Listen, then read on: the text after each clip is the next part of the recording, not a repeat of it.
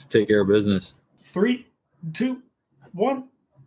Welcome back to the Has-Beens, presented by 10K Takes, brought to you always by the Chill Boys. And you can go on www.chillboys.com. And listeners, you can type in HB15 to get 15% off your first order from the Chill Boys. Get your underwear, socks made out of bamboo. Well, let's get into a weekend recap here, brought to you by Beauty Status. And folks, Beauty Status is an authentic Minnesota hockey brand.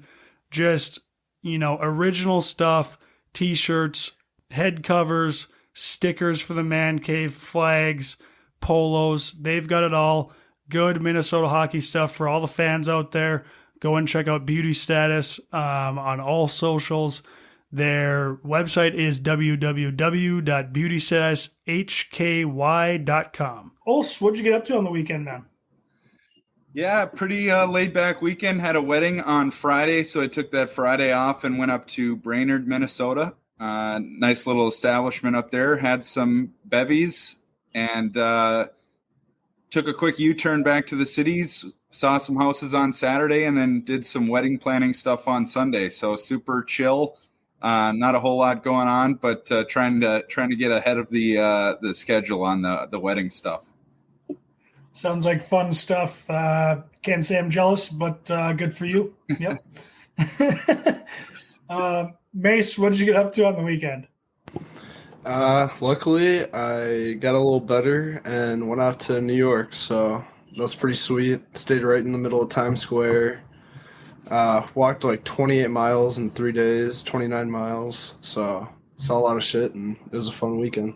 Yeah, how was that, Mace? Like, did you, going into the weekend, do you have plans or you're doing this, you're doing that? It's kind of like I feel like that's kind of a girl thing to do. You go on a trip and then you kind of have an itinerary. Like, okay, we got brunch here, we're going shopping here, and then we're getting coffee here. And I'm going to take pictures here.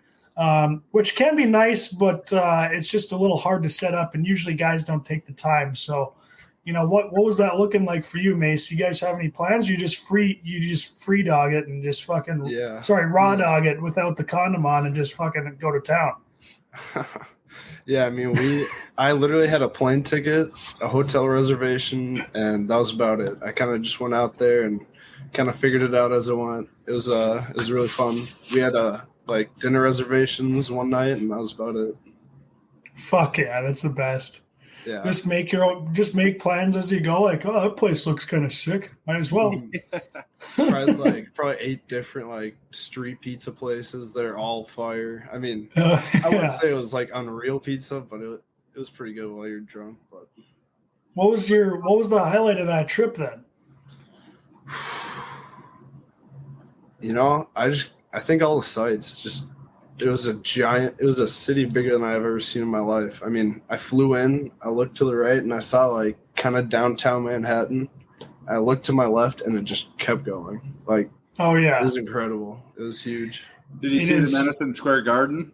Mm-hmm. Yeah, right when I came in, the train station was right below. So yeah, that ice is butter out there. 1-0. 1-0 in the Garden. 1-0 in the Garden, I'll say. Not bad. Izzy, what'd you get up to this weekend? Oh, have you ever heard of an escape room? Yeah. So kind of like an escape room, but it was a murder mystery in the woods. Oh. Was that sweet? It was actually.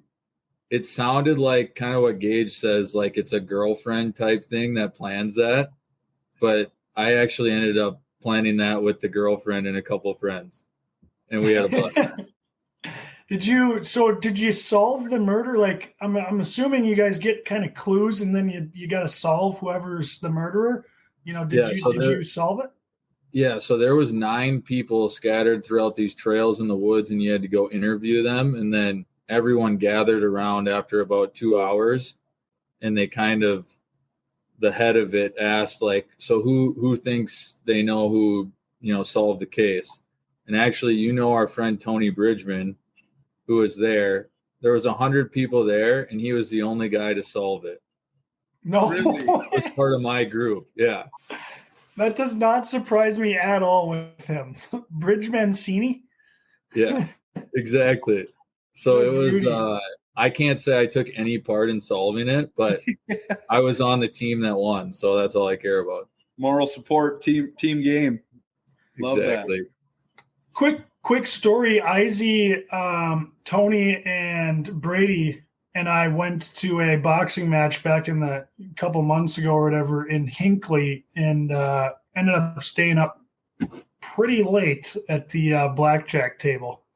But yeah, just sidebar on that story. I know Tony. How was the run? Are we not going to talk about the felt? Like, were you guys petting it, or how was it? I went, all four of us went back up to the room. I think Izzy and Tony and Brady were down. I was up 500, and we're back in the room, and we're like, all right, that's it. And Brady's like, I don't know. I don't get these opportunities very often, so I think I'm heading back down. And I'm like, I think I'm heading back down with you, and fucking lost it all. Lost it all. Stupid. The casino. Yep. Still a great time. Great establishment. Well, that's interesting. I've never done one of those escape rooms or anything like that. It sounds to me like it's I don't know if Mace and Izzy, if you guys have ever played the game Mafia, it just sounds like a professional Mafia game. Do you guys know what that is? What that is at all, Izzy? Or I've actually never played it. No idea. We used to play it on the road at North Dakota. It's like you hand out cards, and whoever gets the aces is Mafia. So they're the bad guys. And then no one knows what card you have. And there's a sheriff, there's a doctor, and then there's a narrator. Mm-hmm. And they're like, the narrator's like, all right, everyone go to sleep. So everyone puts their eyes down, and then Mafia, wake up. So the Mafia guys, look up, and they're like, all right, who do you want to kill? And they point to someone.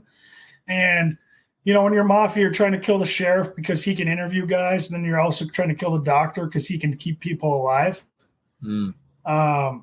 It's a hell of a game, though. It's fun when it's fun when you're playing with a bunch of fucking assholes and some good liars. So it's like, I don't know who to believe here. It always comes down to somebody just fucking reaming somebody else out. You fucking cocksucker. I'm the fucking sheriff. No, I'm the fucking sheriff, and I interviewed him. He's clean. Oh, so everyone else is lying, pretending that there's something else. Oh, yeah. Yeah. So, anyways, I'll move on to my weekend. I did end up, I asked Olson if he wanted to go golfing. I did end up going golfing on Saturday. But Friday, I did go to the St. Thomas National Development Team game because my old trainer and equipment manager are still there. So I went to see them. They brought me on the bench during warm-ups and all this. And, I'm watching these fucking 17-year-olds skate around against a D1 school, and they were just gross. Like, I was watching, and I didn't know, nothing against women's hockey, but my girlfriend's been playing women's hockey, so I'm used to watching women's a little bit more. So I don't know if it was, because I had been watching women's hockey or if it was because they were that good, but I was like, I left and I was like, those guys are disgusting. And after that game, they were like 7-0 against D1 teams, and they go and play Bethel the next day, and they lose their first college loss, D3. They beat Notre Dame, Michigan State, St. Thomas, like all these D1 schools, and then lose to Bethel. So that just shows, how fucking close it is out there. But and then after that, I went golfing on Saturday out in Woodbury. Got Chisler to come with me and played with my brother and Big Eddie Eads. It was fun, but again, I've got new irons and I don't have the yardage. So you didn't win. Oh, I fucking lost again. I played shit, dude. I was terrible. Yeah.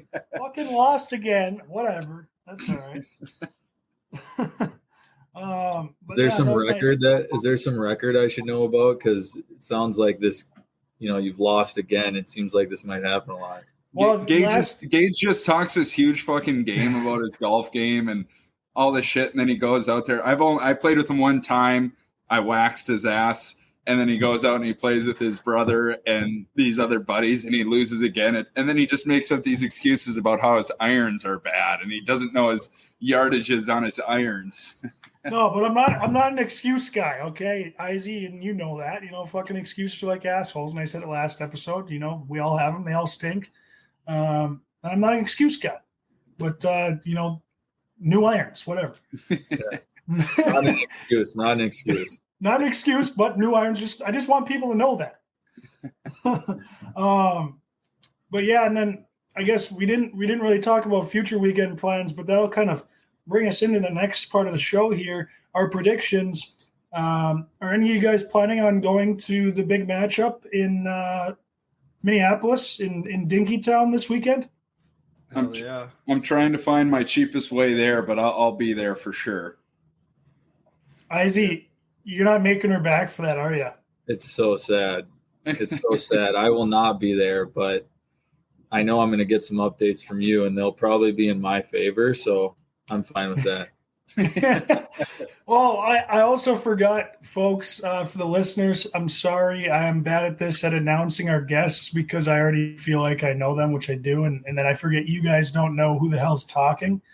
Our guest this week, one of my good friends here, Christian Isackson, former Minnesota Gopher. That's why I wanted to have him on this week, just to talk the rivalry there, just set us up for the weekend. But yeah, Christian Isackson, St. Thomas Academy, private school guy, Gopher. You guys can make your assumption on who he is as a person, kind of. I won't say anything, but that's just his path. And but it is funny, though. You are from Pine City, which is kind of a nail gun town, so you're not like fully a city's private school kind of dweeb like that. But Thanks. Yeah, thank you. But yeah, anyways, to get past that note, I will be going to the game as well. I'm going to be sitting in a suite on Friday. I will be going Saturday as well. Obviously, this is a big weekend for myself and, obviously all the Sioux and Gopher fans. This is what we live for. This is why I wanted to play college hockey. They took it away from me when I actually got to college, which is kind of fucked up. We won't even go there yet, but no, great stuff. Let's make our predictions now. Mace, do we want to go over how we did on last week's predictions to see our winners? I think we just pop up a graphic like we did last year. Yeah, I like that. All right, so this weekend we're going first one. Izzy, you're gonna predict the overall series, so split, sweep, either way. Let's add one more into there to make it interesting, maybe a tiebreaker. Overall goals for each team on the weekend. So if North Dakota puts up 5 and then 4 the next night, you would say, I think they're going to score 9. Minnesota's going to score 2. Okay.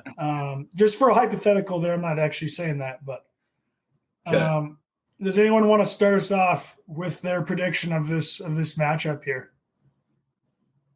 Yeah. I can go. Yeah, go ahead. You got it. Or Olson, you want to do it? Oh, fire away. Okay, well, so we're starting off Minnesota versus North Dakota. Is that what we're starting off with? Yeah. Okay. I was doing a little research. Let's see here. I got my computers up. I had Minnesota right now is 3-1. First series versus Lindenwood, won 2 games. I'm not sure who Lindenwood is, but it's 2 wins in the book. And then played number 5 Mankato, won and lost. They're now number 2 in the national rankings. We got North Dakota now, who is, I think, they're ranked number 7. Let's see here. What do they come off of? Holy Cross and Quinnipiac. So, honestly, this is going to be a tough prediction, but I do have Minnesota winning the first game. I like it. And I have I was looking up some stats. This Jimmy Snuggerud Gopher player freshman, 4 goals in 4 games. So he's got my season best in 4 games. So I got him scoring 2 goals Friday night, and they're going to win 3-1. Okay. Okay. I think game 2, it's going to be a tie, 2-2, and then they're going to go into a shootout, and then I have Minnesota winning. Wow, Okay. I like that. He's got the win and tie. Okay, yeah. He's got the 1-0-1 for the goals. All right. I love Yeah, it. there Bold. it is. Yeah. It's a hell of a call. I love those tie calls. Okay. So Izzy's got 5 and 3. 5 for Minnesota, 3 for Gophers. Yep. Yeah. All right, we'll jot that down. Olson, you're kind of horny at it. Let's hear your prediction. Yeah, I think the Gophs jump on them. You know what? I'm going to go after North Dakota's weekend. I think North Dakota wins Friday night and then gets fat and happy on Saturday, and then the Gophs come out and put up like a 6er on them. So I'm going to go 4-2 North Dakota Friday, and then a 6-2 Gophers lashing on Saturday, and I'm going to go with the split. Wow. Okay. I like that. I'm going to go something.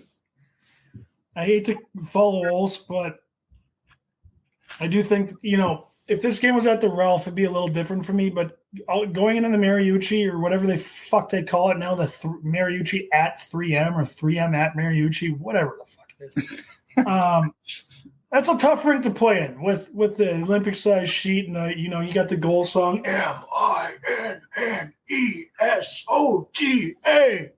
MINNESOTA, Minnesota. Yeah. Okay, that's tough to play in. So I think he went to the wrong school. Dude, he has an absolute Woody over that chant. It's like the 37th time he's brought it up. Great chat. I think it is, North Dakota's a high scoring team, I think, this year. Also, it looks like they got to figure some stuff out on the defensive side. I'm going 5-4 win Friday for North Dakota. And then I'm going to go a 5-2 loss on Saturday. Okay. So that'll go 9-7, and then overall towards favoring Minnesota. All right. I like it. I feel like we're just giving them a split. North Dakota versus the Gophers. I feel like we got to go 2-0 there. So Mace, I mean, what are you going to do here? But you're a diehard Gopher fan too, growing up. So yeah, I got tickets to both games too. So I'm gonna be cheering loud, but I'm gonna be decked out in all Sioux gear. So love that. I'm going to split series as well. Kind of seems what it happens in the past, and I think UND is gonna get 3-1 on Friday, and then Gophers win 4-3 on Saturday. All right. Got the boys outscoring Minnesota. I like that. Yeah. I can't believe you guys think that all 3 of you guys are thinking that North Dakota wins on a Friday night. That's I don't know how this is happening, but keep going because I want to rebuttal here. Yeah. Where were you going to go with that? Well, what I was going to say is if Minnesota scores the first goal Friday night and you hear over 10,000 people chanting like Gage just did, it's hard to come back in that place. I don't know. I'm not saying it's not possible, but you guys were all 3 of you guys Friday night wins. I think that's gonna. Yeah, he makes a good point because like I was thinking from the North Dakota side, like all the boys are like, we got to win Saturday. Like Saturday, a lot on the line. Party after, and the Minnesota guys probably just worried about Friday, and then Saturday are like, well, we're going to sleep anyways, and probably doing some homework Sunday. So like, there's no really point in winning Saturday.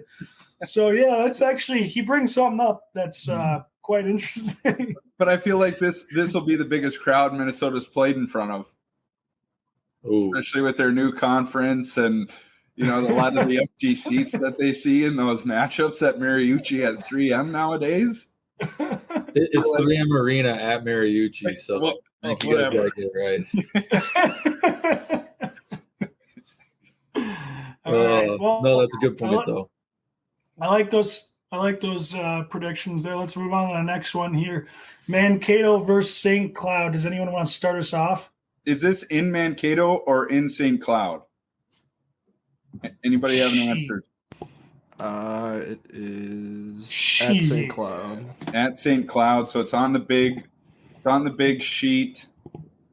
I'm going I'll go first. I'm going split again. I think that St. Cloud grabs one on their big sheet.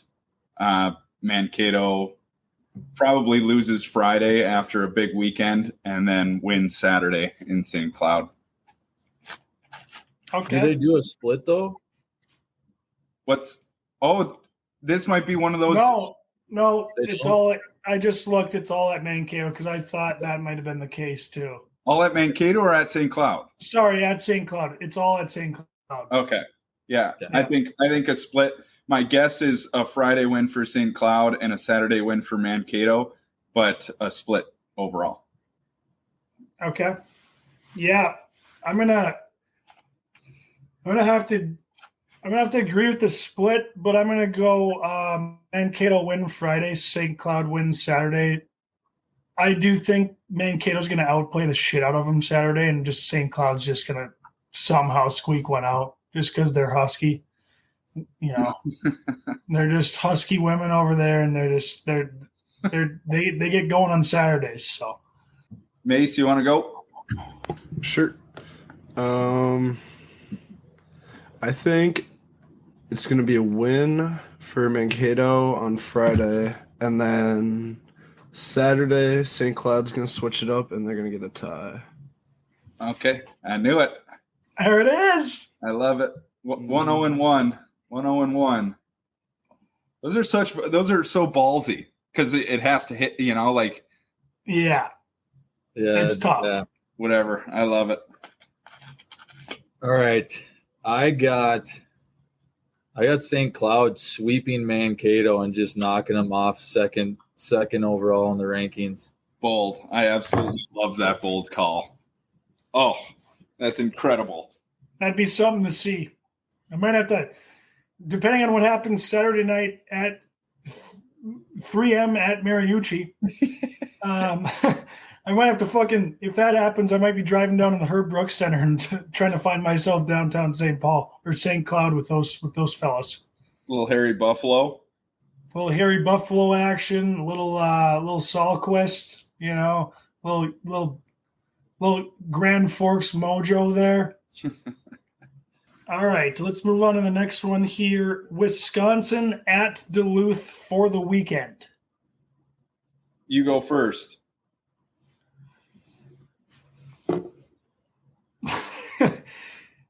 I'm going this is hilarious to me because there ain't no way Wisconsin should win a game against Duluth, but I'm going split. No.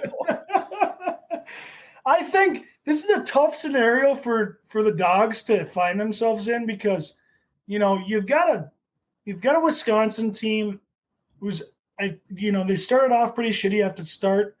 They're trying to find a win. I don't think they're the better team, but I think they squeak one out, and it looks like Duluth is having some troubles. I don't know what they are, but I think they squeak one out 1-1. Wow, that is so bold. Mace, what do you got? I think I'm going Duluth wins, and they have a tie. Wow, a 1-0-1 again. Mm-hmm. Mace is going to hit here. Mace is going to hit. Oh, yeah. He's gonna fly out to Vegas and bet the Sunday spreads. Should we make the series? If you guess the series right, if you have a tie in there, you get 2 points instead of 1 or something. I think that should be an addition. That's fair. Yeah, I like it. Yeah. All right, I can go. I got Duluth sweep. They're 2-2. They're not doing too hot. They need to prove it, and they're probably going to do it in front of their fans. It doesn't look like Wisconsin is too hot, and I think they're just going to get their throat stepped on. Yeah, Badgers are done. I second that. Duluth sweep by a fucking gazillion. Wisco lost to Lakehead. They lost to Lakehead. Hey, nothing against the Lakehead guys out there. I mean, I predicted that upset, but my God, you can't lose that game 3-2 on your home court. You can't do it. Badgies are done. It's over. Fold it up. Wisconsin's terrible. Duluth by 1,000,000. How about the Badgers breakaway attempt? Oh my God. I haven't seen this. Is there a way to pull this up, or is this something I got to do? Go look on the Has-Beens Twitter account. We tweeted it out. Veach tweeted it out for us. That's just fucking hilarious. It was a 2-on-0. It was a 2-on-0. It was a 2-on-0, and the Wisconsin guy basically dumps it into the corner. No. Yeah. I mean, I wasn't a skilled guy by any means, but I mean, come on. You can't, and I hope the kid doesn't listen to this. Obviously, you're going to do great, guy. Just forget about it. But it was miserable. Oh, look at this. We're loading it up.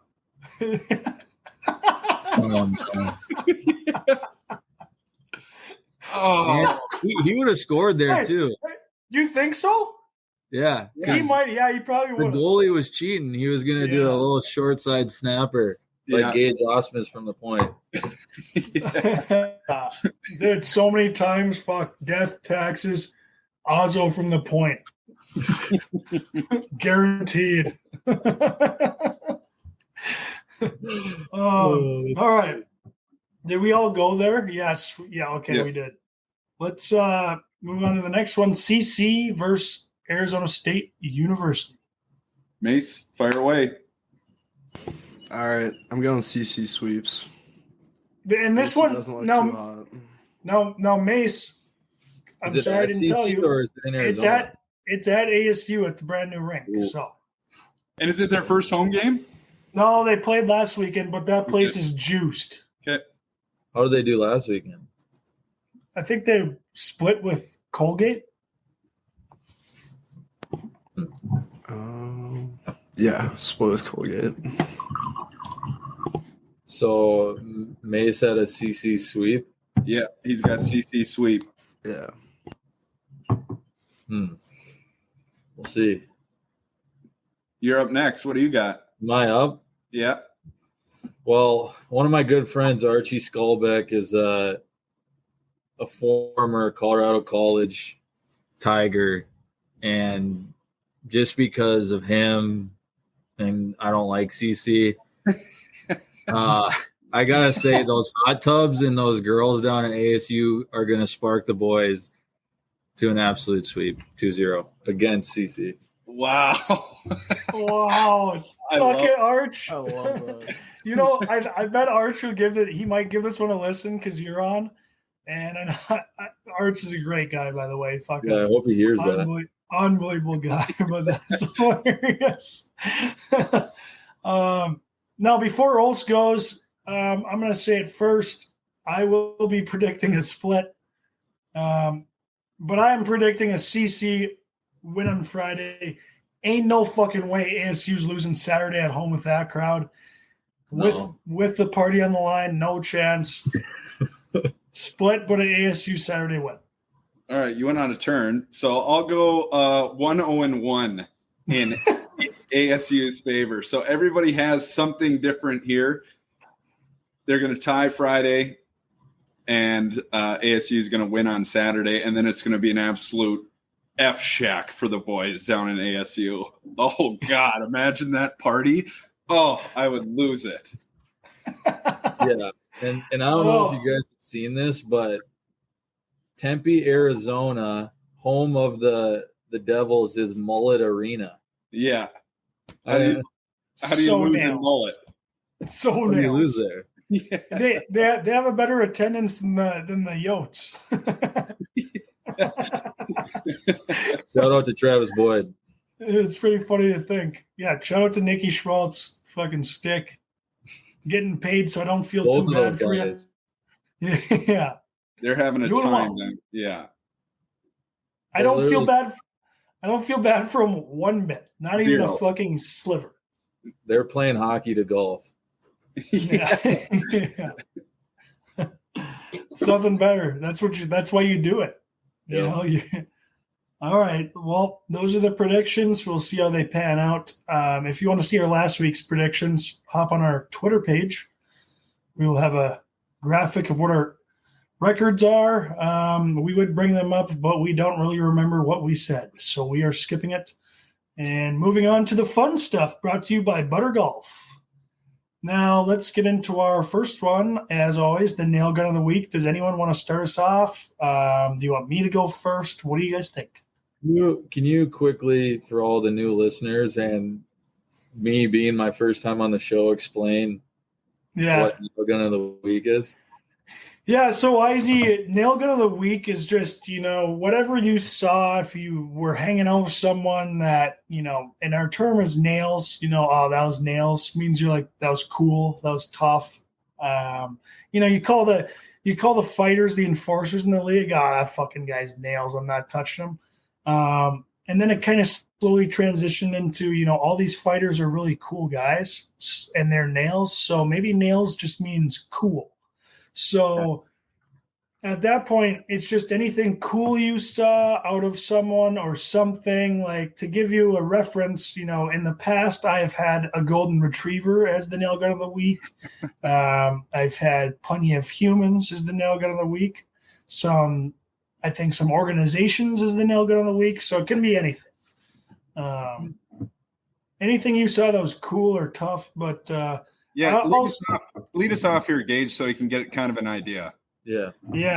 I wanna start us off.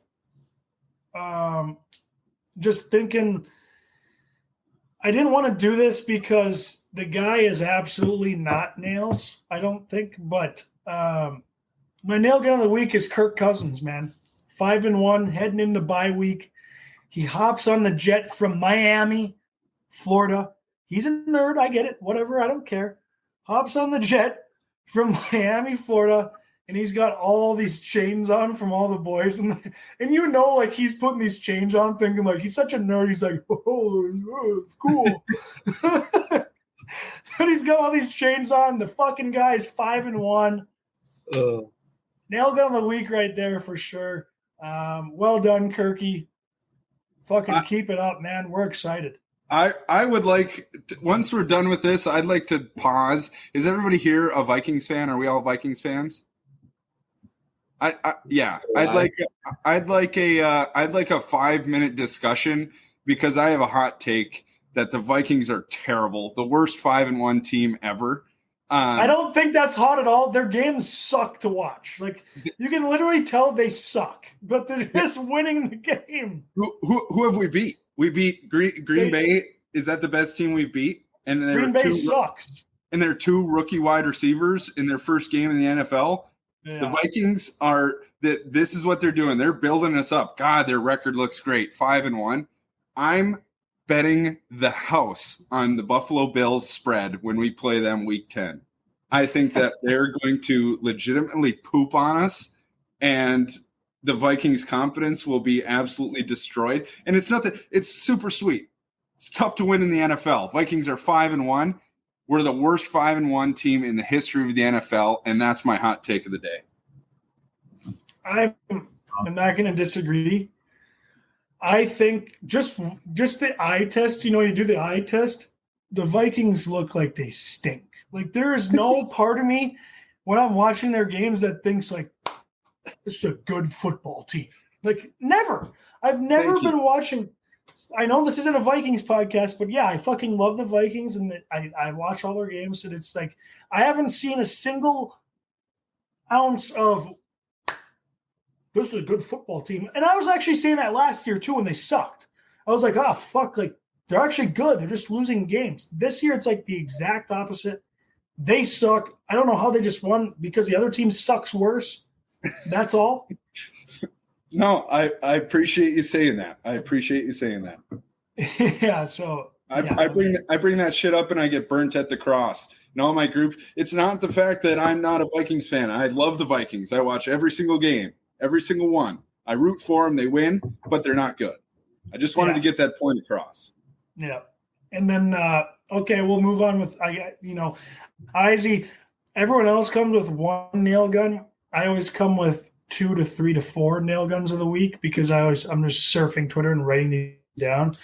But I did want to shout out again. My nail gun of the week for this one is going to be my EQ manager and athletic trainer from Ann Arbor.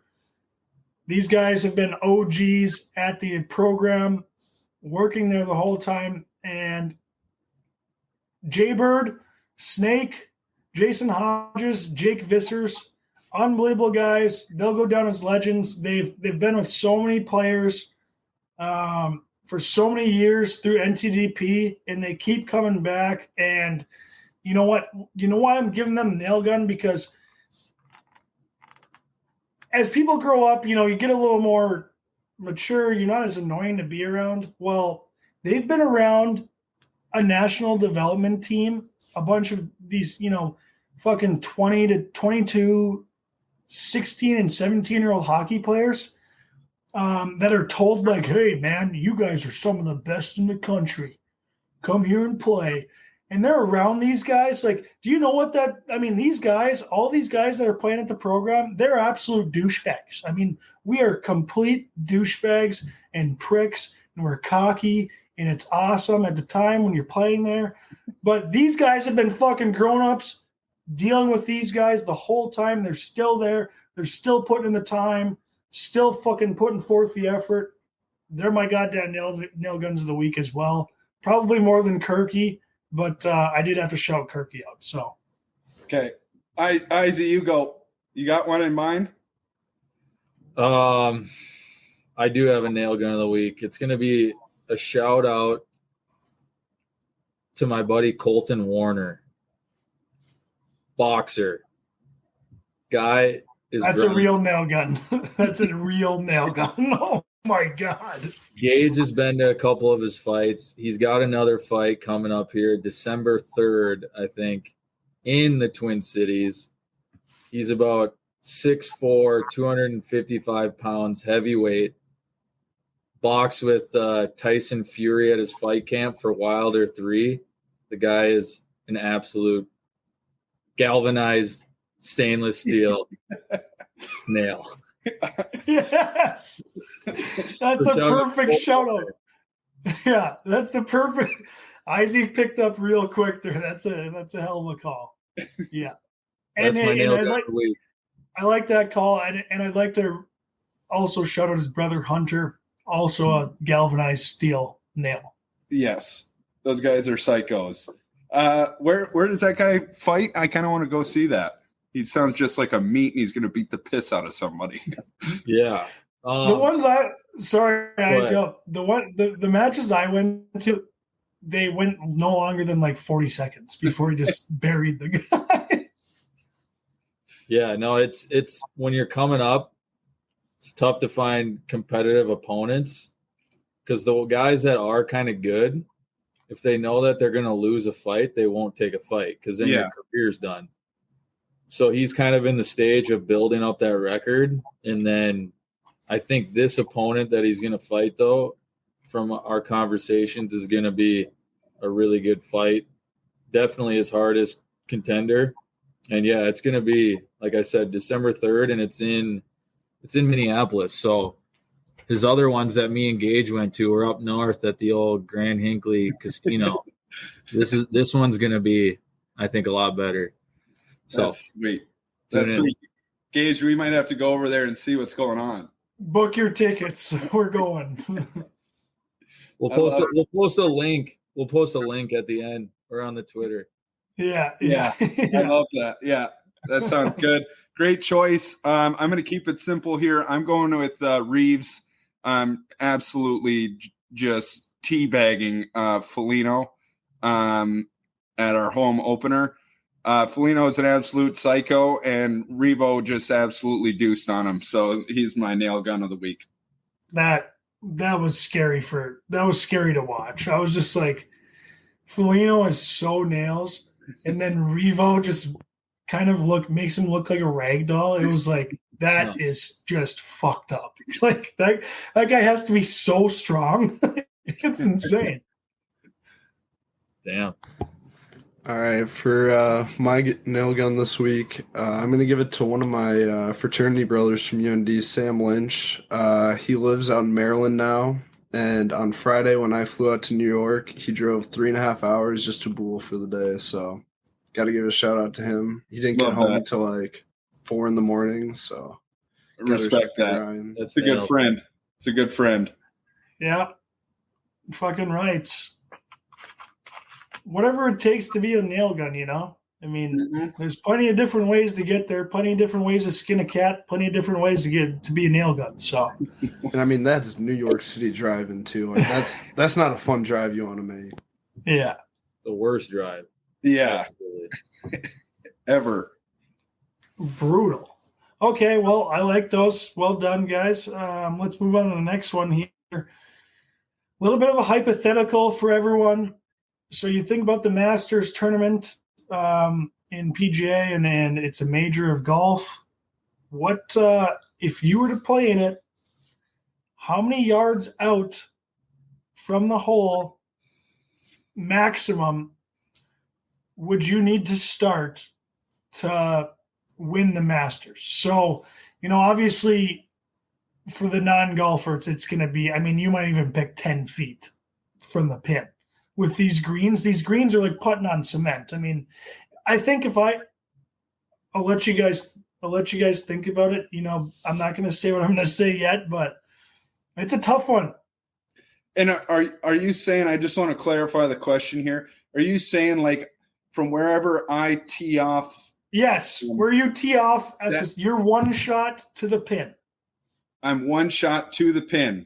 And we're saying that we need to You can pick like 15 under and Yep. 15, 18 under. Okay. Well, 10 feet is 3 yards, just so you're aware, Gage. 10 feet. Yeah. I mean, I'll start us off. I think that I have a legitimate chance to win if I start at the farthest point of the green.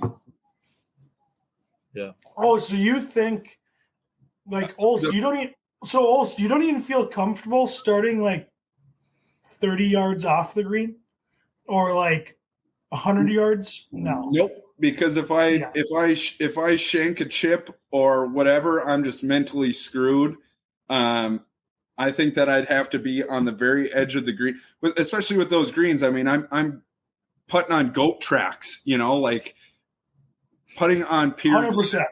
at Augusta. It's going to take me probably 4 strokes to get in the hole on average. That's even par. So I have to do less than that on 15 holes. I think that I could do that.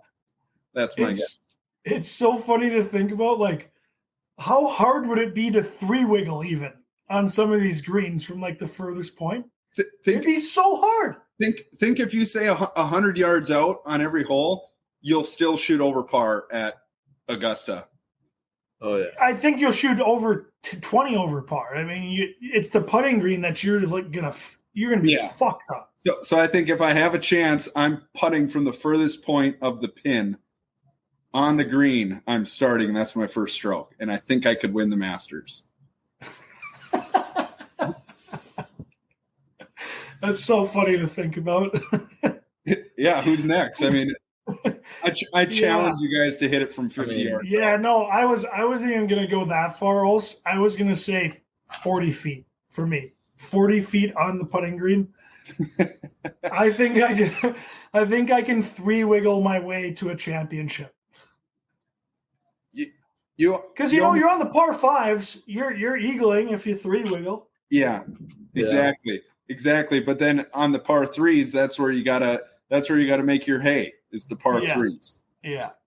I'm gonna choose option D here and say that there's no chance I would win, but unless they made all the holes like those soccer ball holes, I'm still going like I'll just do 20 yards, but I need a soccer ball hole. Yeah, but Izzy, you could say like there's nothing wrong with saying I would need to be 4 feet away to win the Masters. Yeah. I mean, I could say that, but then it's just not even that fun. So I'm just going with realistically. But that's hilarious. If people are like, this guy fucking needs to be 4 feet away to win the Masters, what a fucking loser. All right, I'll do putter length. Putter length. Okay, I like that. Yeah. You can 2-putt all that shit. That's great. Yeah, there you go. I'm about the same as that too. I mean, my short game's awful, so I'm not making anything outside of 10 feet. Realistically, Gage, what would you shoot at Augusta if you were playing from the tips? Realistically? Yeah. I mean, I think, okay, let's just say winds low, nice weather out. Yeah. I'm not hungover. I'm not, I'm dialed in. Probably, I don't even fucking know, man. I think like 150. Yeah, so I was gonna say 100. I bet you I'd shoot 120 at Augusta. Yeah, like I don't know. It'd be tough. Probably not 150. I mean, that's a little ridiculous because I'd get some drops and just eventually get closer to the hole. But I don't know. Like, it's just crazy to think how good those guys are at golf. I don't understand it. It's nuts. They're so good. I was a volunteer this summer at the John Deere Classic. Yeah. I sat about 125 into a pin where they were driving consistently to that spot. So I watched them hit from about 130 into this pin all day. And I was just like, this is insane. They don't miss. No. The furthest guy from there is probably 20 feet from the pin, and he's pissed. I'd be like, all right, birdie chance. Like, I saw Rory was leading the tour on 150 yards in. Guess what he was? I might have shared the stat with you. Guess what Rory was putting on average? How many feet he was putting from when he'd have a shot 150 yards and in throughout the entire season? I'm gonna guess like 8 feet. 8 feet 9 inches. Yeah. You realize how ridiculous that is? 150 is a full fucking pitching wedge. That's like a 7-iron for me. Yeah, I was gonna say that's a nice 9 for me. The guy's probably got a 52 degree out. That guy's a psycho. It's just nuts. Well, okay, that's enough golf here. Let's get into our next topic. Pretty good one here. Given the week we're on, Mount Rushmore of North Dakota players. And I do want to switch this up a little bit, just give it a little asterisk beside it, or just some terms. It's going to be guys you liked watching on the ice, not your favorite players personality-wise off the ice type of thing. Because if we did that, my list would be a lot different. Okay. So just guys you enjoyed watching on the ice, your Mount Rushmore, and just so we don't have some of the same guys, let's do a snake draft. Okay. And we're going 16 players. What do you mean? So each one of us is going to have 4? Yep. Okay. Yep. All right. Who wants to start? I can go first. Let's let Izzy start since he's Yep. Yeah, I'm gonna go back a few years. I'm gonna say Matt Green. Nice. Great choice. God damn it. Fantastic number 1 overall choice. That was my fucking number 1 Ovi. No. Yes. You can't claim that now. Yeah. Now that he says it, Gage always does that. When I say something first, he's like, oh, I was going to say that. That was going to be me, man. Come on. All right. I'll go next here. My number 2 slot, it only makes sense. Well, it's my number 1 pick, but it's number 2 overall. It only makes sense. He wore number 2 at North Dakota. Andrew McWilliam. Nice. What a goddamn fucking beast on the ice at North Dakota. All-time legend off the ice. Just, he's up there, man. He's up there for one of the best Sioux player ever. Yeah, I like that. Good choice. Really good one, too. Punch. Mace, go ahead. I want the double. All right. I'm going for my first one. I'm going Besser, Burnsville boy. Grew up in Egan, so pretty close to there. I like that. That's a good pick. Second pick. Oh, nope. I go 2 in a row. Oh, okay. Yeah. I hope I don't steal yours now, though, because you had this all thought out. I'm gonna go Fratton. Matt Fratton. Guy's an absolute nut job. Plays very physical. Love that shit. And then number 2, I gotta go my boy Nicky Schmalz, 8. That guy was very good when we played together. So I'm going Fratton, Nicky Schmalz. Mace, back to you. Back to me. I'm going Parisi.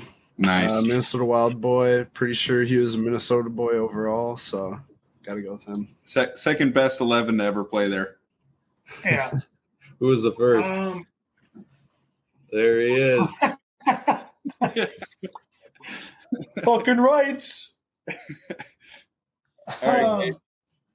So I don't love being mainstream, but my 2 pick is going to be TJ Oshie. I used to fucking love watching that guy in high school. And I always remembered, something that always stuck with me when I was younger, for whatever reason, was so Kerry Eads came to town. He was coaching Warren, and I remember he told one of our coaches or my dad something. He's like, "Hey, you got to watch this TJ Oshie kid. I'll give you $100 if you see him get knocked to the ice by a hit or anything." And I remember since that day, I always watched. Every time I watched, Warroad or back in the day, and then UND, and even into his pro days, I always watched to see if someone can knock him off his skates when they hit him. And to this day, I don't know if I've ever watched a game where he's been knocked off his skates by a hit or anything. He's just so fucking nails and solid, and he's just an electric. He's an electric guy, all time. So I got to go with him for my 2 pick. I like that. Him and Peter Forsberg have like the best reverses I think you could ever, yeah, absolutely just jaw dropping. Just tree trunk legs. Just you're not fucking knocking me over, bud. All right, now I'm up. Yeah, back to back. Ooh, that's gonna be tough. Let's see here.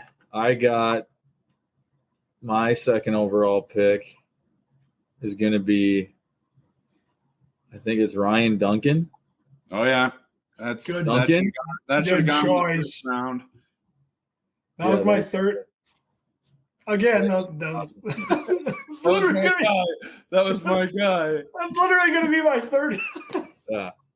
I know you guys, I'm going all old school here, because that was when I was a kid. Yeah. These were the guys that I wanted. Yeah. I think it's going to be another steal you guys are going to be sad about, but then my third overall pick is going to be Genoa. Nice. Good choice. What's his first name? Che Genoa, yeah. That guy was nasty. Yeah, he was elite. Great picks. You've got 3 solids right now. Yeah, he's got some solid picks. My third pick, I was gonna go with what did Izzy say before Genoa there? I'm sorry, I'm blanking. But my third pick, you were gonna pick him, so you should remember that. No, I was thinking so much about my next pick. My third pick now is going to be Evan Trupp.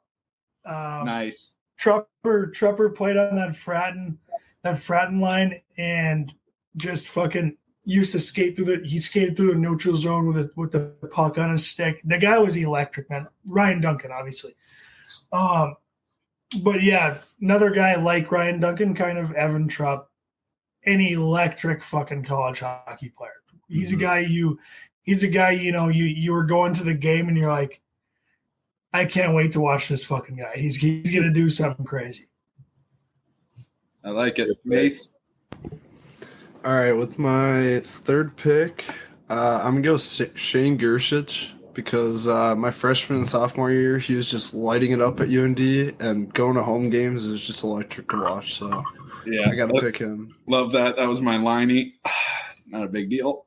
I'm going to go for my third. I'm going Danny the Kid Christo. Guy could bury from anywhere. Just very, very solid. Got to give the guy a shout out. So I'm going Christo with my third, and then my fourth, Brock Nelson. It's the best four. I win. Let's move on to the other stuff. No chance. We all, you know what? We all have good fucking lists going right now. I actually can't pick between. I went all four forwards. I should have gone at least one D-man, but Mace, who you got for your fourth? For my fourth, I gotta go Zach Driscoll. I went to ECU, he went to ECU, so we don't really get a lot of good hockey players coming out of there. So it's cool seeing him go to a college and actually play. So. Little sentimental value to that one. All right, Mace, I see you. Good choice. Good choice. Though. Yeah, I like it. My last, but not least important, obviously, and I got the pleasure of watching this guy in person for 3 years. Drake Kajula, the guy would have a highlight reel goal every night, and he had the ability to absolutely blow people up and just kill them. Just an all-time electric college hockey player. Sellies and all, just everything you want. If you could drop, like, if there was an NCAA college hockey game and you could drop your my player, it would be Drake Kajula. You'd be running guys over and just dangling guys and sniping. It's just an electric fucking player. But I respect it. Also an all-time just nail gun too. So shout out Catch. All right, so I got my fourth. I'm trying to think. I got two in mind, but I know this is going to wrap up my team, and I want to make sure it's right. But if I had to pick one last one, I think it's going to be Gage Ausmus. Yeah. Put him on that team. Had to. Let's go. You need a little meat and potato out there. I love you that. And Green would be a deadly combo on the ice. Oh, yeah. Lefty-righty package, 20-2 on the back end. Jeez, that's a good combo. Well, thanks, Izzy. I appreciate it. I think if you were watching, actually, you probably wouldn't have picked that one, but can I do an we'll take it. Yeah. Yeah. Fire. Because this one just came up in my head, but I think I picked a lot of past guys. I want to bring a little more closer besides Gage, but Derek Forbert. Oh, yeah. One of my buddies in high school, played with him. Good player, solid dude. I would take him on my team. Love that. You guys got an elite stick. One of the best stay-at-home guys in the nation. You see how many pucks he ate last playoffs? Yeah, insane. That's a psycho. I was making fun of him this summer when I saw him. I'm like, Forbes, Jesus Christ, how many? I saw you like just so pissed. Like, you just blocked like 30 pucks in one playoff series. He's like, yeah, fuck, it sucked. Just eating them. He tucked last night, I think, or 2 nights ago or something. Really? Guy's nasty. Yep. I love it. All right. Good choices, fellas. Great choices. Let's move on to the next one. Just as fun. Your Mount Rushmore of Gopher hockey players. Izzy, I did want to switch the lineup up, also, but I want Izzy to go first here. He can have his first choice. I like it. You want me to go? All right. I think my all-time favorite hockey player to watch from Minnesota was Thomas Vanek. Nice. Yeah. I think that's got to be like pretty obvious choice, but guy came in as a freshman and was like 30 goals. He was a god. That guy I heard he had 30 tucks off the ice in like the first 40 days. I don't know if that's true, But those are the rumors when you enter. No, that's confirmed. That's fully true. And it might be doubled. Who knows? That's an elite stat. I love that.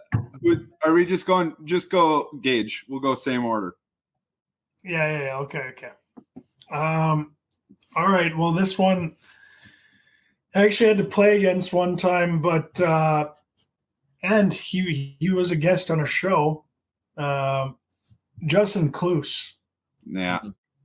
He was he was, like, not that, I'm not trying to play favorites here. I know he's a friend, and I know he was, on the show, but he had an unbelievable Gopher career.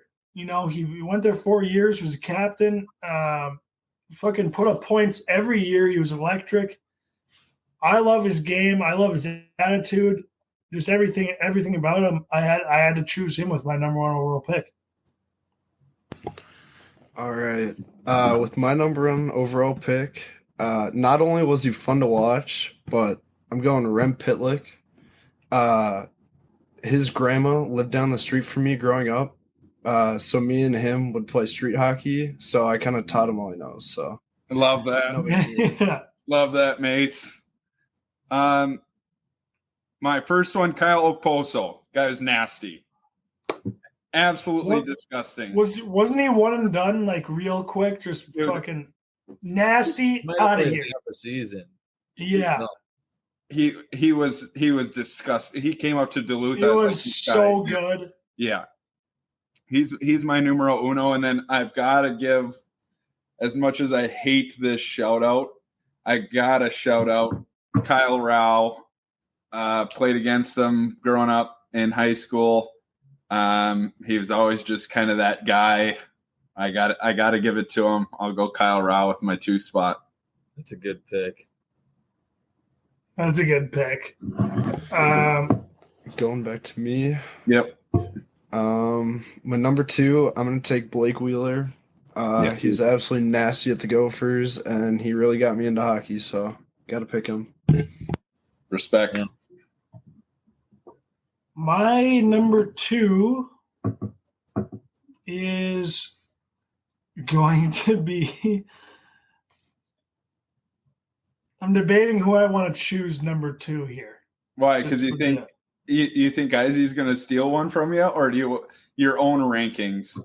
My own rankings inside my own head. Okay. I want to make the right choice here. Number 2, I was going to go with Hudson Fasching because, he was a great Gopher hockey player. Lived with him, one of my best friends growing up in Ann Arbor. I'm just going to throw him an honorable mention just because when he was going to school, I wasn't really watching it all. I was playing myself, and we didn't really play each other at all. So, I'm going to go with Aaron Ness from Roseau. Nice. So Aaron Ness, I used to watch him when I was growing up in East Grand Forks. He's obviously from Roseau. He's playing East Grand Forks in high school all the time, and I'd always go to the games, and everyone talked about Aaron Ness. Like, hey, you got to watch this guy. He's unbelievable, and everyone thought he was going to UND just because he's from up north, and like, oh, he's going to go to UND. Well, commits to the Gophs, and I remember I was like, what the fuck? Like, that's nuts. Like, how is he going to the Gophers? Like, how is he not going to North Dakota? Like, what's going on? But he goes to the Gophs, and he was just an electric player. He's still a good player today, up and down in the American League. But he was just something else to watch. So I got to go with Aaron Ness. Good choice. Great choice.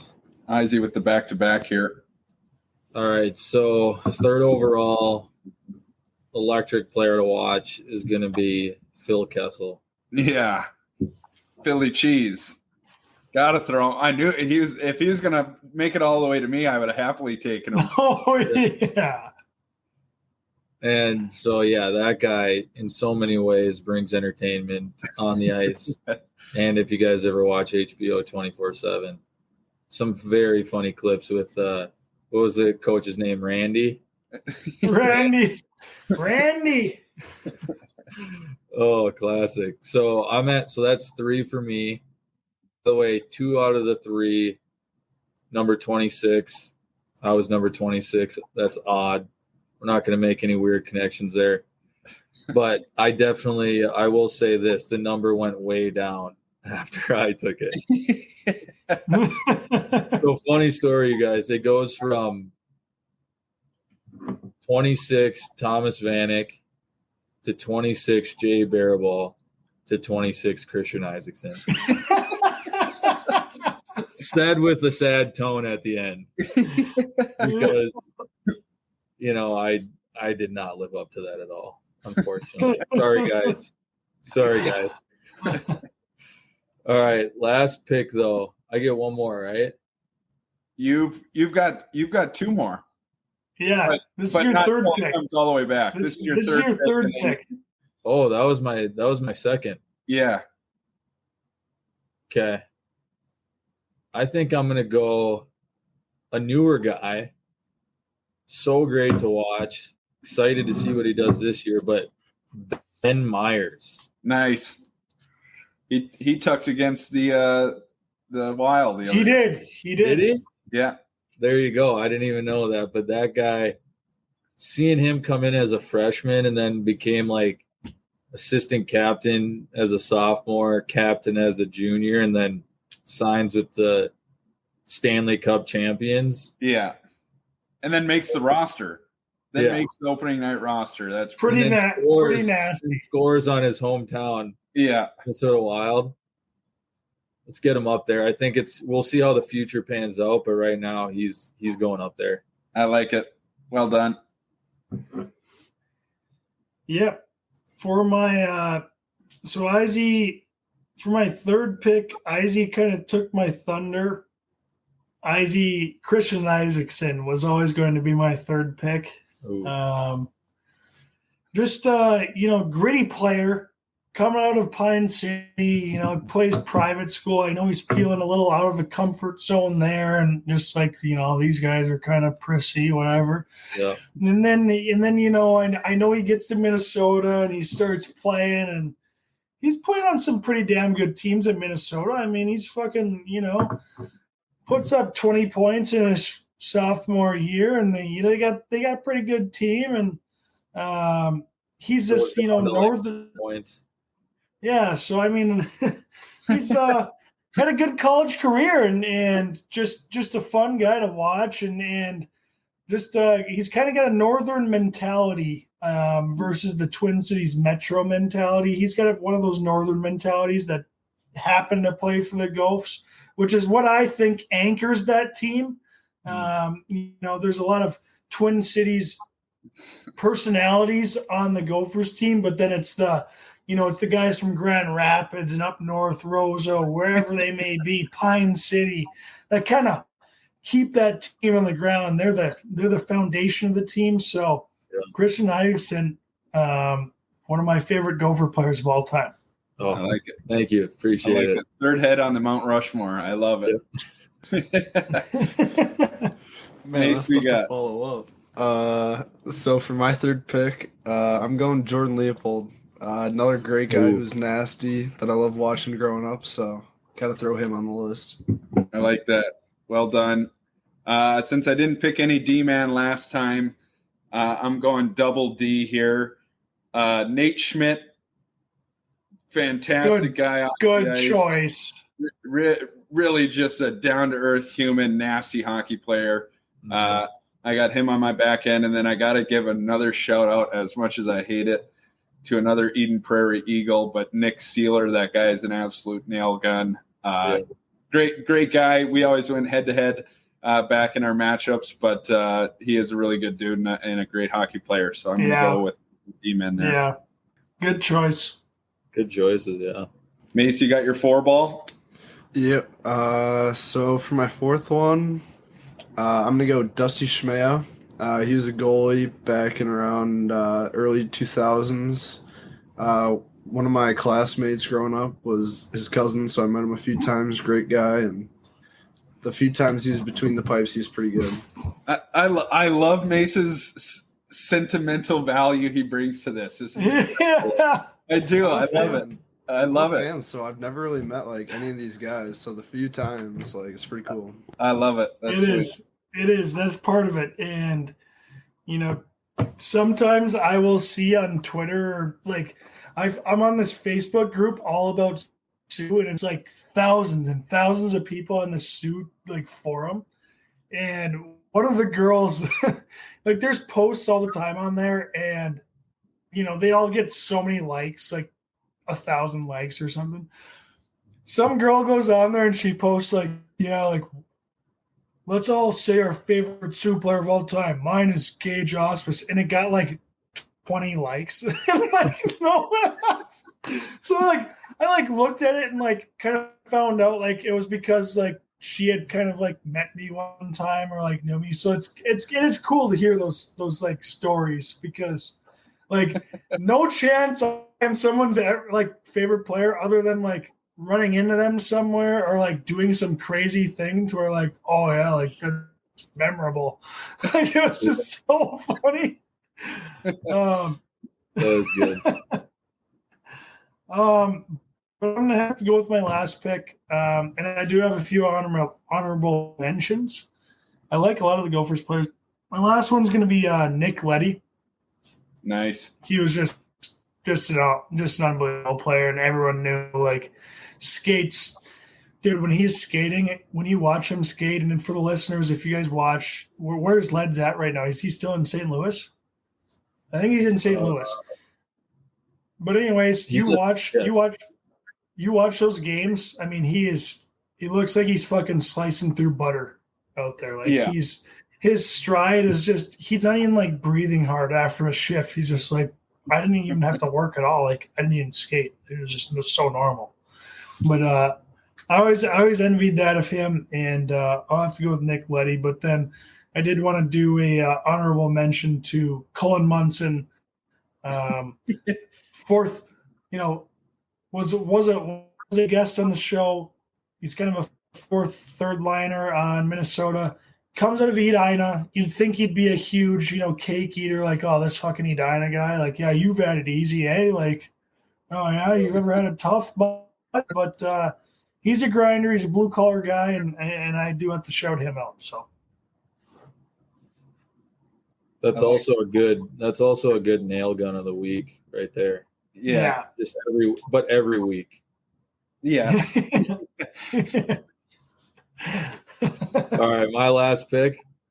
I think I'm going to go with a guy that I played with just because his skill level is just stupid.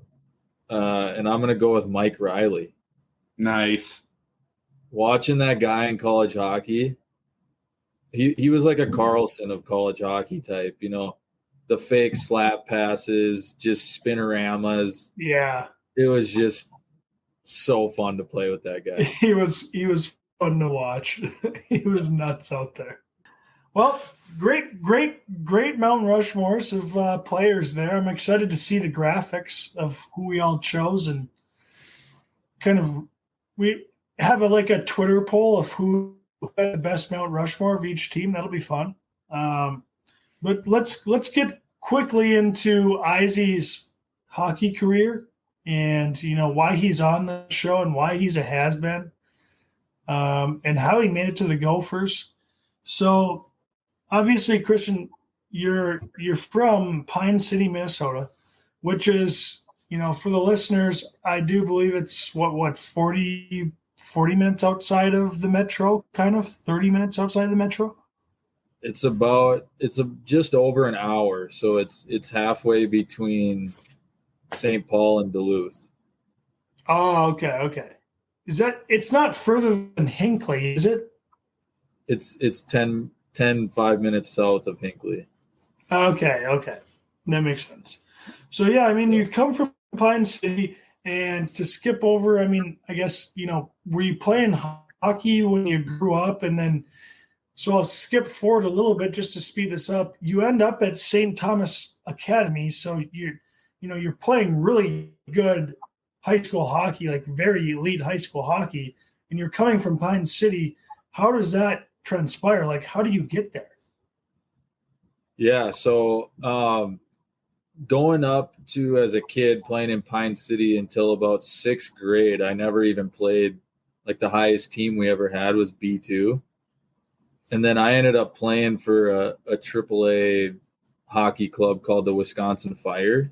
Oh, yeah.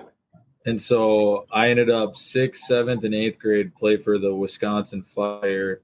And then my mom always wanted me and my brother to go to a Catholic high school in the Twin Cities.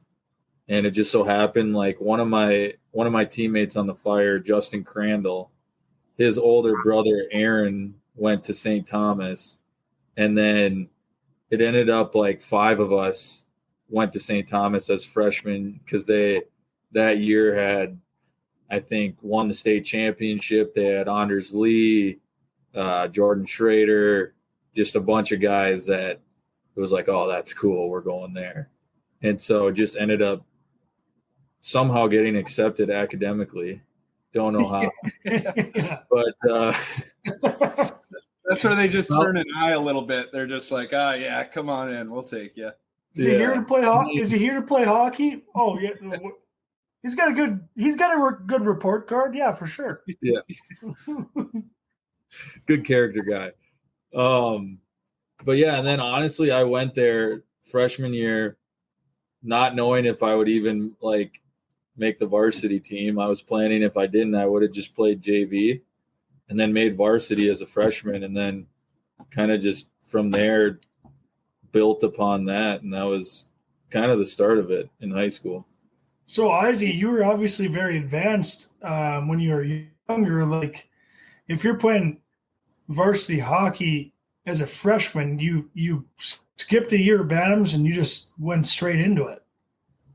Yep. Is that so? You were pretty good. I mean, I guess he's playing for the Wisconsin Fire. So I guess this is something I didn't know about your youth because, I mean, I think most of the listeners know how like crazy it is to play varsity hockey as a freshman. I didn't do it. Olson, did you do it? I don't think Olson did it. No. That's pretty. You must have had hair on the nuts at 7th grade in the gym. Your friends are probably asking you in 7th grade in gym, like, Jesus, why is he like, fuck? What do you have hair on your nuts? Jesus, what the fuck's going on? Like, yeah. Guy had to have been so fucking mature at the time. Yeah, I think at that point I was still, very passionate, and I didn't, not that I wasn't ever after that, but then, I still hadn't really moved into my days of drinking alcohol and stuff like that. So it was up and up at that point. What was was there like a little bit of a culture shock coming from Pine City and then the Wisconsin Fire, then you hop right into St. Thomas Academy? Like, what was the schooling like? What was because at Duluth East where, I played or whatever, it's from what I know, it's a normal like high school experience. Like, what was it like at St. Thomas? Yeah. I thought St. Thomas was like one of the funnest times in my life because if you guys don't know, if anyone doesn't know, it's an all-male military school. So if you can imagine you and all the boys in one classroom, and basically like the teachers are at your beck and call because at any moment we can all just gang up and like stir commotion and just being like rowdy 24/7. That's exactly what every day was like. So, I mean, I had a good time there, and then it didn't hurt that there was an all-girls school across the street. Yeah, you find yourself visitation. Yeah. Yep. Exactly. You find yourselves wandering over to the other side a little bit, checking out. There was some wandering throughout my years, but probably don't need to get into that. Fair enough. Yeah, that is nice. Everyone. It's always funny to think of St. Thomas. When they're at the state tournament and their whole student section is just the boys. Yeah, and everyone's like, kind of making some gay jokes. Like, oh, how's it going to school? Oh boy, okay. Like high school kids are doing it, whatever. But yeah, like what you don't realize on the back end is like you guys have an all-girls school right across, and it's basically like going to the same. It's basically like going to the same school. You still know girls from other high schools. It's not like you're like stuck on some planet with all guys and just hanging out like just in the jail yard, like only guys. Like what can we do? Yeah, no, it's definitely not quite not that bad for sure. Glad to, yeah.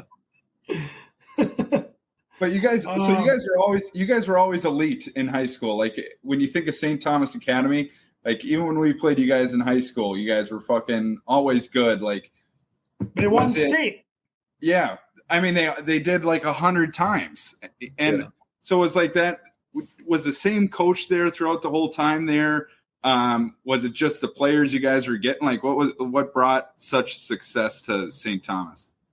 Yeah, so before I think 2006, the St. Thomas Academy hockey program didn't really exist. Like they weren't good and never. I mean, they had some random guys throughout the time that went D1. So I'm not going to discredit any of them because there were still some good guys that came out of there. But it changed in 2006 when Tom Vanelli, who is an ex-Gopher hockey player as well, and then his brother Greg Vanelli, they took over the coaching at St. Thomas. And immediately in that 2006 year, like I said, I think Anders Lee, Jordan Schrader, two guys playing high school hockey as eighth graders, and then they won the state championship. Had some other guys that were good hockey players too, but just thinking about those two guys alone in their careers, and they were like crazy good when they were young. And it kind of just bred this culture, and then those coaches from there, it just attracted kind of guys to come, good coaching, success. So kind of turned around in that, I think that 2006.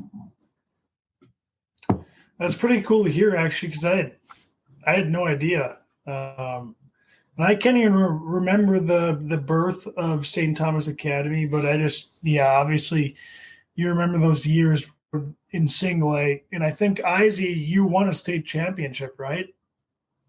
Yeah. So my sophomore year, won a state championship, got third place freshman year. And let's see here. And then, unfortunately after that, there was some big upsets that I can bring up because I'm ashamed of it, but I actually am.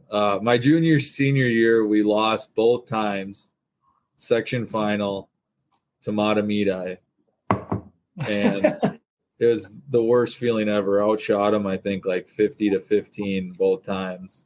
Oh, no. Could not put it away. And both years, I had to shake my buddy Ben Marshall's hand. And, ended up being my roommate at Minnesota for 4 years. But it was tough. It wasn't ideal, that's for sure. So when did you kind of was it when you were at St. Thomas where you're like, all right, I could see myself doing this for a long period of time? Like, when did that thought come into your head? Like, all right, I can play hockey. I'm pretty decent at it. Like, when did things start to get rolling for you? I see you went to Sioux Falls after. Like, was it when you were drafted there, or was it a camp, or what kind of sparked your interest to play for a long time? Yeah, so it was kind of my sophomore year where I think I had like, I don't know, in the 50s of points, had like somewhat over 5 points in the state tournament. We won, and then going to the select 15s, I did the Ivan Alinka. I went there as a USA on the 17 team. So kind of just from that sophomore year, just started to gain attention. And then, that was when you're like, all right, I gotta put some time and effort into this.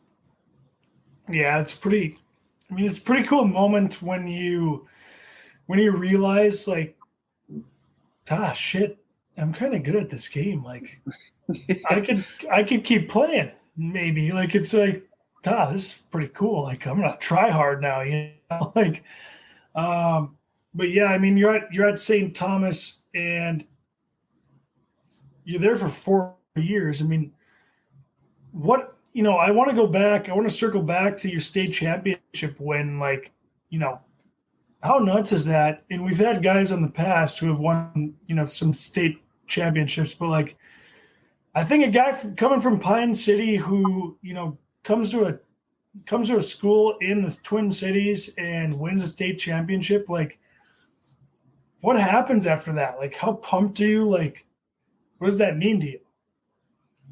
Yeah, I mean, to be honest, it was all kind of like a whirlwind in terms of like, came from a small town, Pine City, about 3,000 people.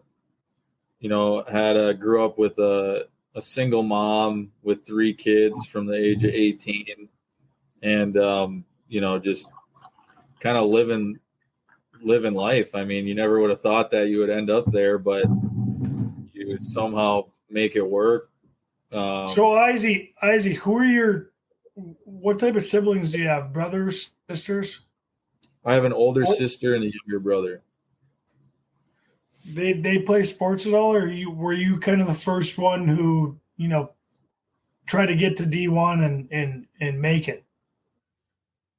Yeah, my sister didn't play any sports. It was kind of me, and then my brother played soccer in high school, was a good player, but ended up not playing after high school. So it's kind of random, to be honest. No, like it's not like I came from a family where dad was, this crazy guy or, some superstar. So it's a little bit random, I'd say.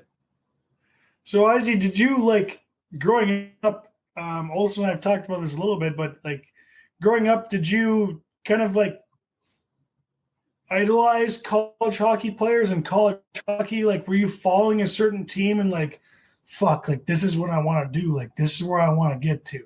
Or was it not like that? Like Minnesota just ended up, they called and you're like, yeah, you're in Minnesota, that'd be sick. Yeah. So I'm going to give you 2 answers, because the first one's really funny in the fact that from Pine City, we were called the Pine City Dragons, had the exact same colors as North Dakota. So I actually, growing up, was a North Dakota fan. And that's where like the Matt Green and like those old guys, because I was in probably like, I don't know, 3rd grade, and I went to a game and I was like, holy shit, these guys are there. Parisi, like all those kind of like, I don't even know, 2002 time or something. But and then it slowly changed, and it's funny, I have a picture going to a skate with the Gophers. You know how they do like a little thing, and I got a picture with Thomas Vanek, and so oddly enough ended up going there and wearing the same number. So that was kind of a cool moment when you look back. Did you, so when you got to the Gophs, I'll just jump ahead quick. Did you pick 26 or were you given 26? It happened to be available and I asked for it. Okay. So it ended up just kind of working out that way.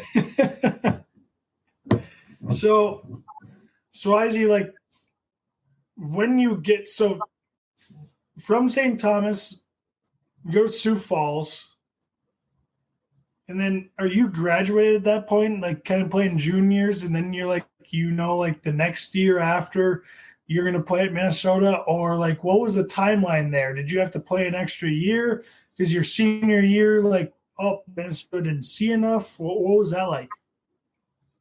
Yeah, so I committed actually to Minnesota my junior year of high school, and then it was kind of, there was never really like a, hey, you're coming in now or this or that. And then I think it was way beneficial for me to go play juniors. And honestly, I probably could have played another year. It would have helped me even more. But it just so worked out that I went to Sioux Falls, had like a pretty good year. And then, brought me in. So it wasn't really like super planned out, I guess, but I knew I wanted to go there at that point. Who were some of the guys that went into school with you? Who was part of your freshman class? Yeah, so my freshman class would have been myself, Travis Boyd, Kyle Rao, Ben Marshall, Sam Warning, Seth Ambrose, and then we had a guy, Blake Thompson, but he ended up leaving after our freshman year. Yeah. So kind of like what a class, though. That's Child. Kind of a gritty class compared to a lot of the other ones, to be honest. Yeah. It is. But I love that guy. I love hearing those names. I was like, that's a fucking hell of a class. Yeah, we didn't obviously Rao was a big superstar, probably had 40 points every year, if not more. But, past that, and then Boyder slowly kind of moved up into a really, all-star player. The other guys were too, but we were kind of like that, just like a lot of guys that were probably that 82 overall, but played like a little bit of a total game. Yeah. I think about the St. Louis Blues 5 years ago, a bunch of just 82 overalls, but they played a two-way game. Yeah. I like that description. That's great. It is. That's true. And then you had me, who was maybe a 76 overall, but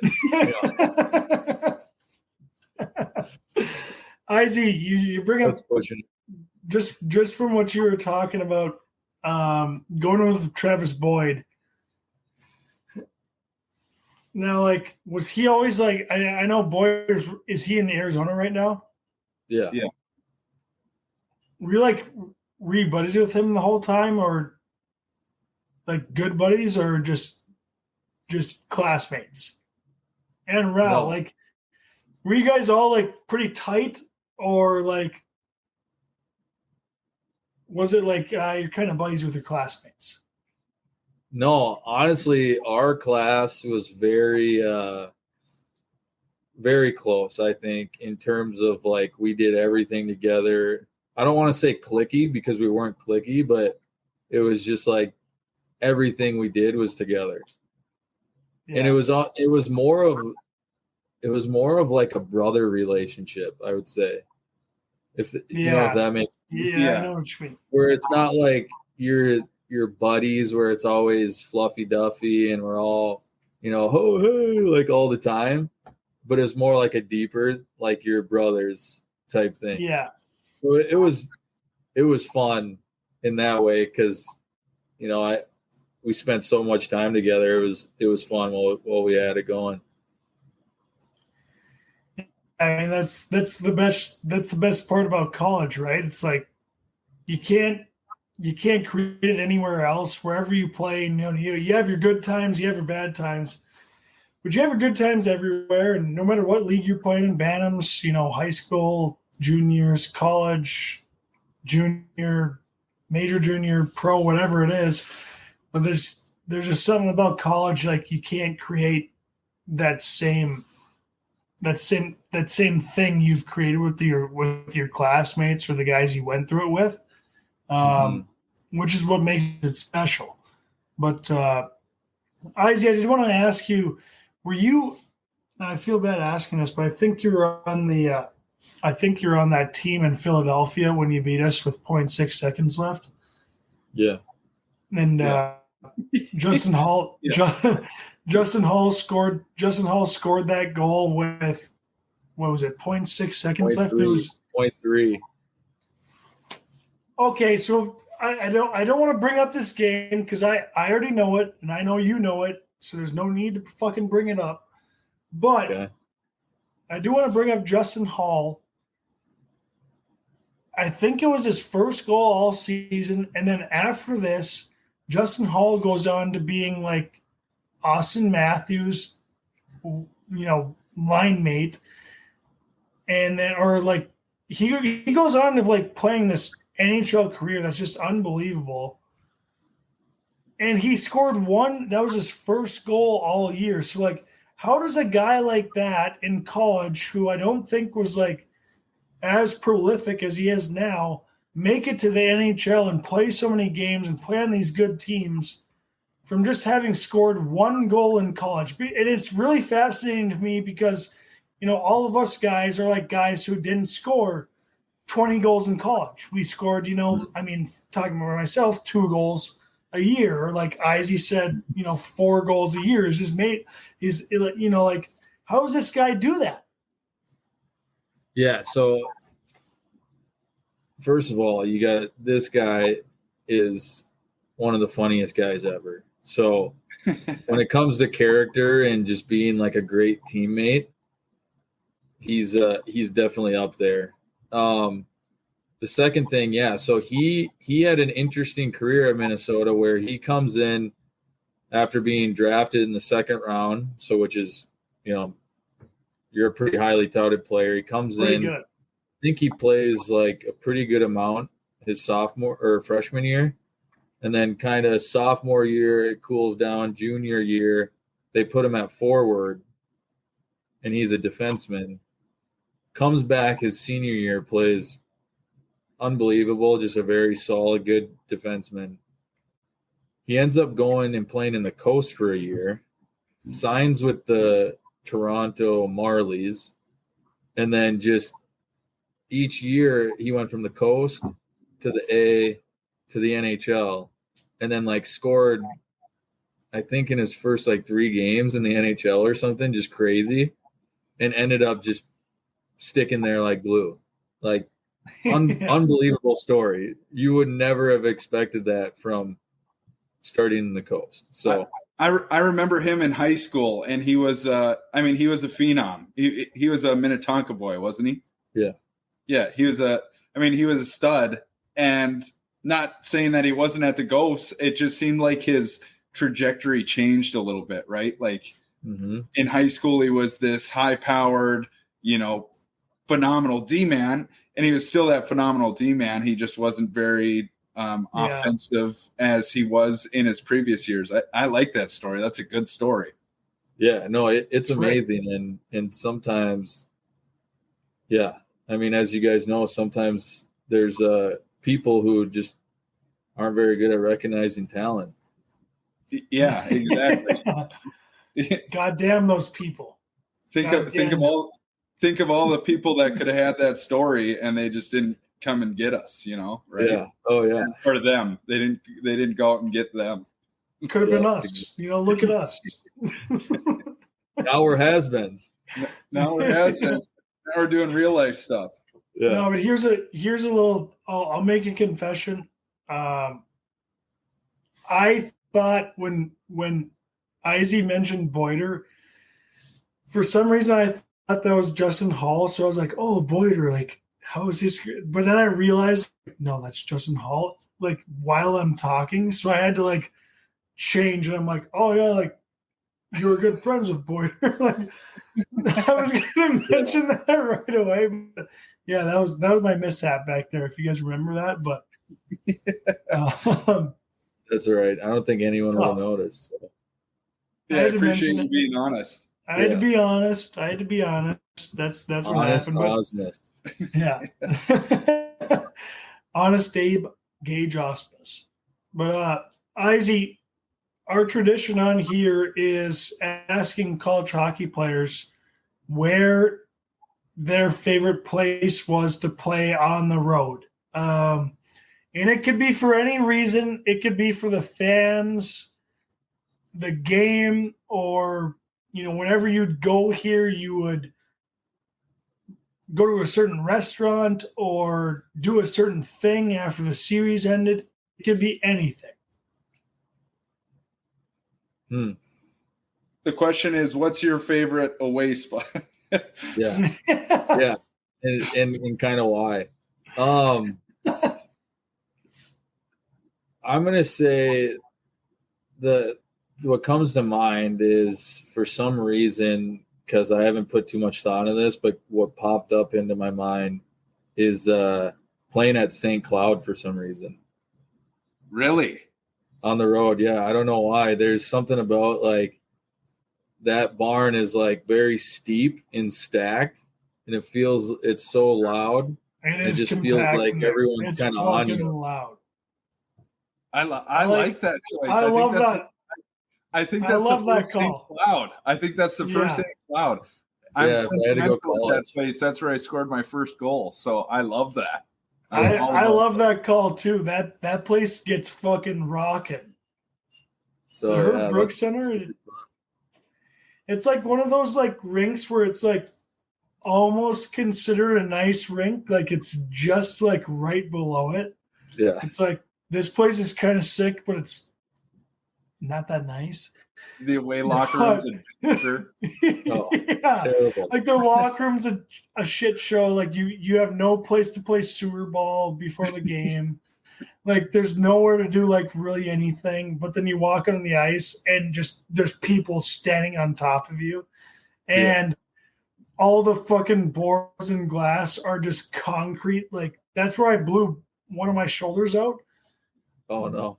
You know, like you're playing in all these rinks and half of them, like the boards, like you run into them and they'll give like when you're playing in St. Cloud and you hit them, it's just like oh yeah. It's terrible. It's nails though. It's nails in there though. You got to be nails to survive at that rank. St. Cloud, I feel like St. Cloud's team is never nails. They're just these, at least recently, they're these small, skilled, fast guys now on that big sheet. That's true. European guys, yeah, whatever. Yeah, it's messed up. No one likes them anyways. Yeah. No, I do want to take that back. I do like St. Cloud guys, whatever. They're great guys. They find their players wherever. They can't get the Minnesota guys. Neither can North Dakota. It's okay. They want to be Gophers. Go ahead. You know, play for the Gophers. It's okay. That's what Izzy did. Dom has been. So I guess Izzy, after college, like, did you have? I know you played. You know, you played a few years pro. You played in Colorado, Wichita, and then you eventually went overseas. You know, do you have any memorable moments from pro hockey that you think people should hear about, or was it just I played pro hockey and I retired and now I'm here on the has-beens? Yeah. I mean, no, I enjoyed every moment of playing pro hockey, even if it was in the East Coast League where it's, you're sometimes questioning your life, like, what am I doing here? But you're also having a great time. You're playing hockey, enjoying that. You're hanging out with a lot of goons. It's a fun time.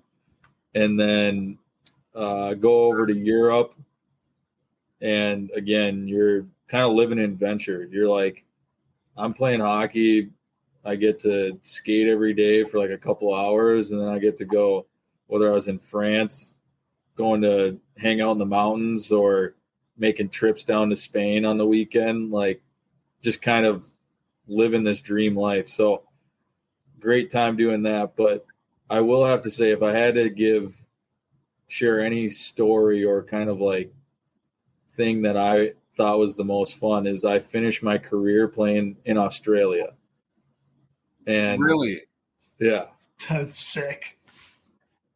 And how the fuck did you come across this? How did you get this? Where was this, Olson?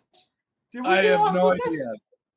I tell every guy who's towards the tail end of your career, go play in Australia. It's for like 4 months. And so I lived in Melbourne, which is like obviously an amazing city. We practiced twice a week. The practices were an hour long. And then we played 2 games on the weekends, and we got to go to like every major city in Australia. Other than that, I was going to the beach, going to these like really good music festivals. Like it was, I had the best time of my life there. So what the fuck? Yeah.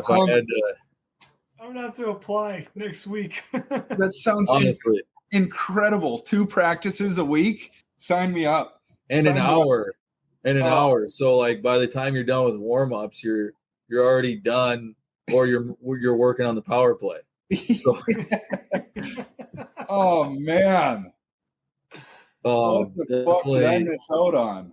Yeah, it was incredible. And so, and how they do it too. So because they're in the Southern Hemisphere, their winters are the opposite of ours. So there's a lot of guys who play in Europe. The season's a little bit shorter. And then they'll just go play in Australia. It starts in like April, May, and then it ends in July, end of July. And then they just float right into their next season. And that's like their training camp, basically. That's so smart. And that's how they get guys to come down. And I happened to get wind of it and went, and it was probably the greatest time of my life. So what did you buzz the Australian coaches and it was like, hey, you got a spot for me, or you have somebody working for you? So oddly enough, a guy from Minnesota who didn't I think he played D3 a little bit. His dad and mom were from Australia. They lived in Minnesota. And so he had his Australian citizenship, went down and played there after college and just lived down there. They called me up. They're like, hey, would you ever want to come down and, play for this team? And I was like, oh, I don't know. Like, I don't really know what this is. I've never heard of too many guys doing this. But I finally was like, fuck it, let's do it. Got a 19-hour flight down like a week later and started up. And like I said, great time down there. That's unreal. For all you hockey players, if you're playing in Europe and or in the coast or anything and you're thinking about ending it, contact me. I'll get you down there. They gotta get down there. I won't charge a huge fee. Contracts aren't too big down there, but we'll make sure you have a good time. That's unreal. They gotta get down there, man. Honestly, so much fun. How many teams are in that league? Like, is it just like an 8-team league? I think there's like 10. Let's see here. I'm gonna look this up real quick. I'm gonna pull like a Jamie on Joe Rogan. I just can't believe that's an option. And I didn't even. This is one of my not regrets, but something that I wish I would have dug into a little more was going overseas and looking at those different options. Like Europe sounds incredible to me, but Australia, I mean, besides the fucking critters and the snakes down there, I'm all about that. Yeah, and the people down there are like so much fun and insane. It was it's a blast. Oh. So there's 6 teams in the league right now. Oh, I love that. So it's sick. Tight. It's literally like it's a summer league. It's how's so the you hockey? You don't have to work out. You don't have to work out. You don't have to work out in the summers. I wish I would have known that was a thing. I would have flown down there every year. Oh yeah. Yeah. So the league, I would say, let me see here. So the league, they'll get probably like 3 to 4 kind of guys that maybe play in like the French league, like I played in, or like England, or kind of like those, I'd say, not your Sweden's leagues in Europe. And so 3 or 4 of those guys, like decently, like first line or 2 is pretty good. And then there's usually like 1 or 2, 2 or 3 maybe like Australian guys that were pretty skilled, but obviously, not like super high level. Brutal. And then, and then it was, it got a little low for that. Yeah. But it was fun. It was fun. That's what it's about. That's unreal. That's a sweet story. Oh God, I want to get there so bad. I'm thinking like you guys would have thrived down there. I can tell. Like, should I start skating like come January to try to make one of these teams? So was it winter down there at that time, or was it nice? so it was technically winter. So in Melbourne, it's like one of the only kind of places where they get somewhat of a winter season, but it's just a little cloudier, a little bit colder. Okay. Nothing like actual winter. Yeah. But yeah, we were going, like I did a trip to New Zealand. We went up to the Great Barrier Reef. The coach was like, yeah, if you guys want to go down like a day or two early and then stay a day or two after, you just got to make sure you're back for Tuesday night practice. And you're obviously there at Thursday night practice. So sometimes we would fly out to these different places and then like go to like vineyard tours, go on the beach. Like, I guess let me share. All right, stop. That's it. Okay. We get it. We fucking get it. Dude, let me just share my first weekend of games there. Okay. So I show up, I get there on, let's just say, a Sunday. We have our first two practices, Tuesday night, Thursday night. We're in Melbourne. Our first weekend is in Perth. So that's all the way across western side of Australia, right? We fly out on a Friday night with the team. They, pay for everything like that. Everything's all covered. And the team stays, we stay on basically on the beach in like these cabins that house like 4 people per cabin. And, you'll have one room that's got a nicer queen bed, and then like a room with like a couple bunk beds type thing. So the whole team's staying at these things. We wake up Saturday morning, the coach, trainer, and like a logistics guy, they make us breakfast on the Barbie. So we're making eggs, bacon, like having this great breakfast with the team. I'm like, holy shit, this is cool, like looking around. And then they're like, all right, everyone, we're going to the beach. So then we go to this beach, beautiful day. Spend the whole day just laying on the beach, throwing a football, jumping in the water. Finally, it gets to like 2:00. We have a nice pregame meal. Some guys kind of hang out. You're just chilling out, like in the sun, hanging out, enjoying life. Go to the rink, play a game. Simple as that. Ho hum. Yeah. And then do the same thing the next day. That's fucking incredible. Unbelievable. That is a joke. That is so sick. That is like the biggest missed opportunity I have ever heard of in my life. Being able to do that and not doing it. Oh my gosh. And the guys were so cool. So think about what people think of Australians, right? Like kind of like these kind of partiers and just love life. And so that's them to a T. And then you add on those people and then also add on being hockey players. You're like, these guys are legendary. These are like the coolest Australians you could ever have. Yeah, I would have never left. No, that would have been my life, the rest of my life. An Australian hockey player. I tried not to. I couldn't get my visa. I couldn't get another visa. That is awesome. What a great story. What a great way to end such a long career. That's awesome. Yeah. So what a great way to end such a long episode as well. Jesus Christ, we've been going for 2 hours. All of a sudden, I looked up at the fun stuff, and we're an hour and 10 minutes in, and we haven't even started talking about hockey yet. I know. Oh yeah.